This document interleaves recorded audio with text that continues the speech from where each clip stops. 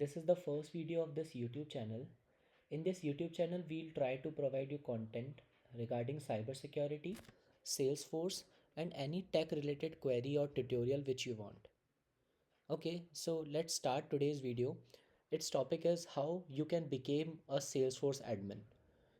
I'll try to cover this slide with some key concepts about Salesforce admin and what is the learning path to become a one, right? So let's start. My name is Bhavya Khandelwal, today's your your today's teacher. Yeah. So first of all, let us know who is a Salesforce admin. It is a backbone of a company's Salesforce system. I know you all know about Salesforce. It is a CRM, which is customer relationship management tool, provides you services worldwide, and it is majorly renowned by big tech companies. Yeah. So this role, Salesforce admin, is basically the one which do not need to writing code, right? And which makes sales, service, and support teams more productive. This role basically ensures if your data is clean, secure, and always available, right? So let's start. First of all, what does a Salesforce admin do? It creates users and permissions. It builds automation using flow. This flow is a process which automates your each and every action, right? And the third point is it can manage data and build reports and dashboards. Not a basic word reports and dashboard which you can easily made using word or ppt. It is a dynamic report, picks the dynamic data which is currently running in your company, right? Now let's start with some Salesforce basics. It is a basic to both the roles, Salesforce admin and Salesforce developer, right? So the first topic is objects, right? So there are two types of objects. First is standard, which is already inbuilt in your org, which you can say org is basically an environment in which all the things work of your company, right? And the second one is custom object. So the custom object is what one you create according to your need, right? So the second thing is fields, records, and tabs, right? And the third is apps and page layout. So basically page layout is just like a web page in which you can add different types of components, different type of fields, and different type of objects, right? And the last one is navigation basics, right? So here I am just giving you a overview. These are not the all things, but I will make sure I will cover everything in my YouTube channel, right? So yeah, the topic is data modeling. So what is data modeling? There are many types of objects and many types of fields in your ecosystem, right? So suppose you have a grocery shop and you want to automate your business with Salesforce, right? So there are many things like counters and services and crockery and delivery options. So there are different types of fields in your any type of business, right? So the lookup and master detail ensures that there will be a custom relationship among your different fields, right? The same is like a junction objects. And when you need some reasoning in your field, like let's take an example. So you want that customer that the company sends email to customer when there is some certain days left in his order, in his or her order, right? So suppose there are 5 days left, and suppose there are 2 days left. So this formula field ensures that it builds you a logic which you can easily use in your flow and automate your task without no juggling, right? uh, yeah, so let's move on the security model.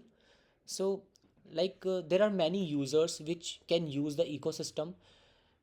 So suppose your company size is 200 employees, and you want that 50 employees can only do dynamic actions which is required for their role.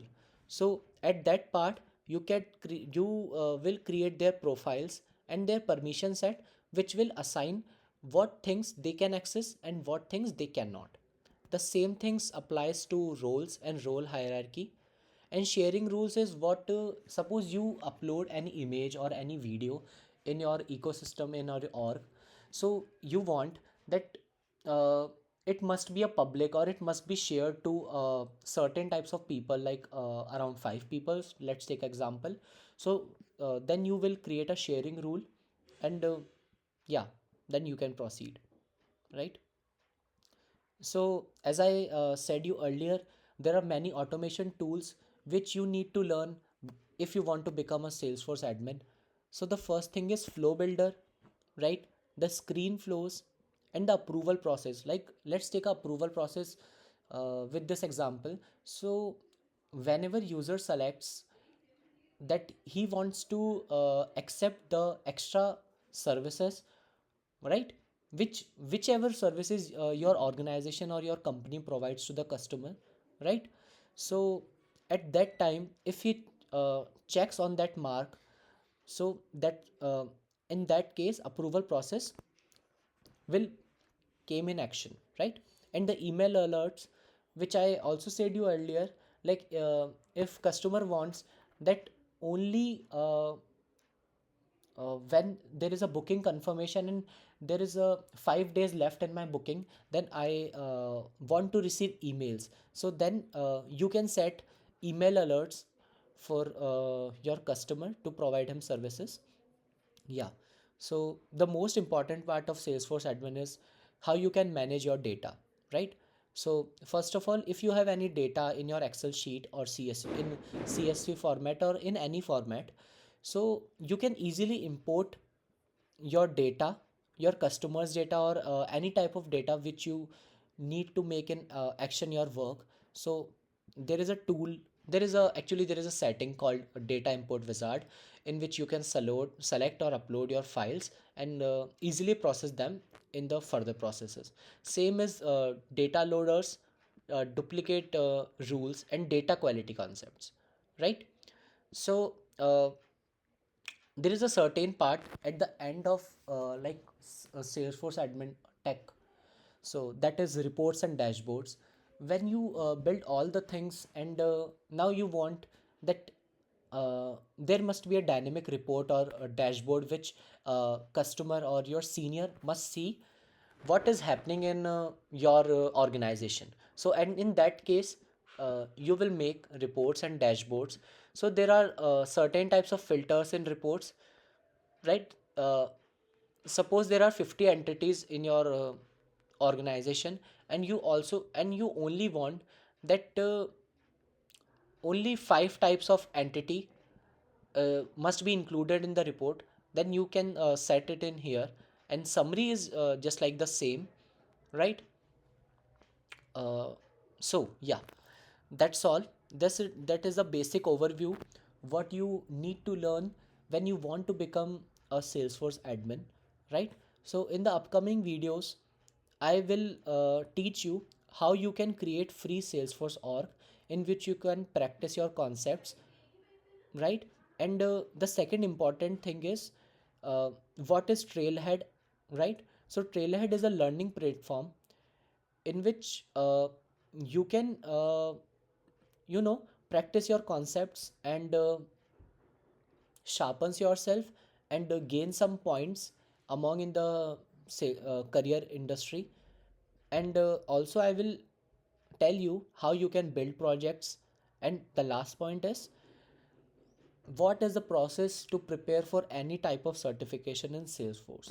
Yeah, so that's all. Thank you.